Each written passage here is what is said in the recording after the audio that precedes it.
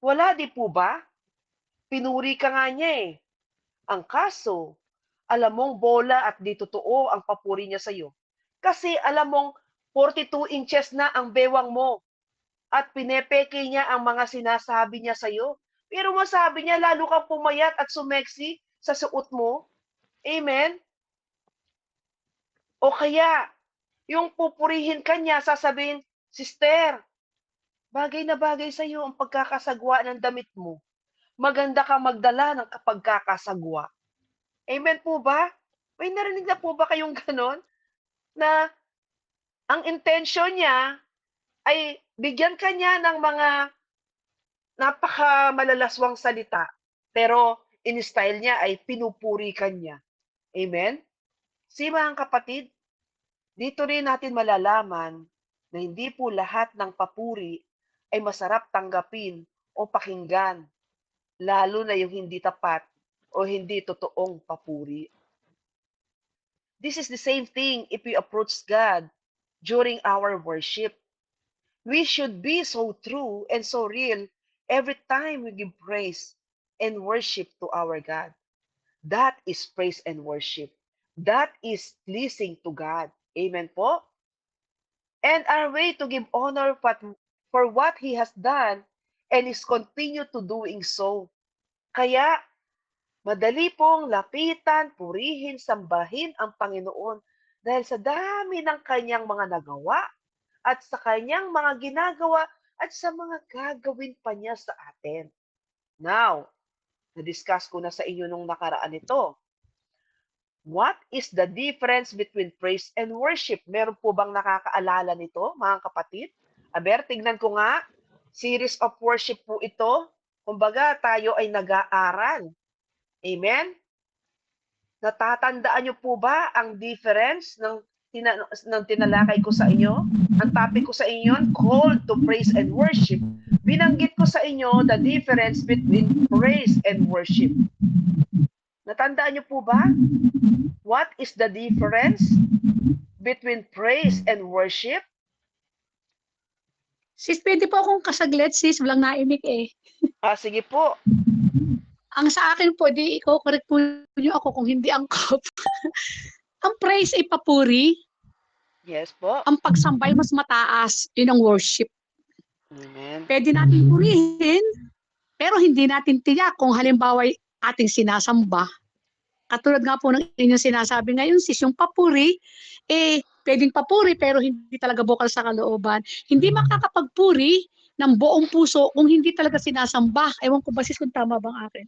Amen. So kind of nandiyan Paki-inform naman nga po po yung niyo. nandiyan naman po yung pinaka logic nung sinasabi nating praise and worship sa yung sinabi sa simpleng termino po natin. Pero dagdagan ko po yan at uulitin ko, yun pong ibig sabihin ng praise and worship natin na na-discuss ko sa inyo noong ang topic ko is called to praise and worship. Amen po. So, praise, ito po ang definition. Praise is our key to unlock the power of the Lord. At least, kapag tayo ay nagpupuri, mga kapatid, hawak natin ang susi upang mabuksan at maiparanas natin ang kapangyarihan ng Diyos. Ang praise po kasi, ito po yung mga sinasabi natin sa Panginoon sa mga bagay na ginawa na ng Panginoon, ginagawa niya sa atin at mga ginagawa niya, napupuri mo siya. Amen? Kaya nga sa mga tao, nagagawa rin natin, pinupuri natin sila sa nakasalukuyan na nakikita natin at sa mga nagawa na rin nila sa atin. Yung mga kabutihan at magaganda. Pwede kang pumuri. Amen? On the other hand, mga kapatid, worshiping God on the other hand is giving honor that is due to God, holy and mighty, for His perfection and His dominion over us. Ito po yung sa kabilang banda, ang pagsamba sa Diyos ay ang pagbibigay natin ng nararapat na parangal o karangalan sa Diyos na banal at makapangyarihan sa kanyang kagalingan at sa kanyang kapangyarihan sa atin. In worship, mga kapatid, we worship God for who He is in our life. And worship is dictated by who God is. Sino ba ang Diyos sa buhay mo? Kaya nga ang pagsamba, natatangi lang na ibibigay natin sa ating Panginoon.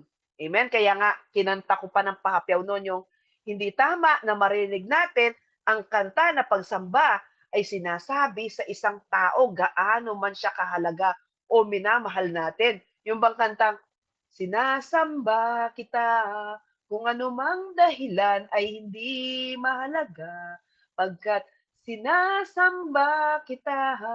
Pahapyaw po, kinanta po yan ni Ray Valera at ni Sharon Cuneta. Inaawit nila at ina-address nila sa taong pinapahalagahan at minamahal nila. Pero in real sense, ang pagsamba po ay nauukol lamang sa ating Panginoon. We don't worship people. Amen? Otherwise, magiging idolatrous po tayo. Amen po? So, worship is only pertains to our Lord or only should be addressed to our God alone because worship is dictated by who God is for His mind, for His righteousness, for His holiness, for His power, for His goodness, and that compels us to worship Him. Kaya nga, worship is giving honor and glory and honor for who God is in our life.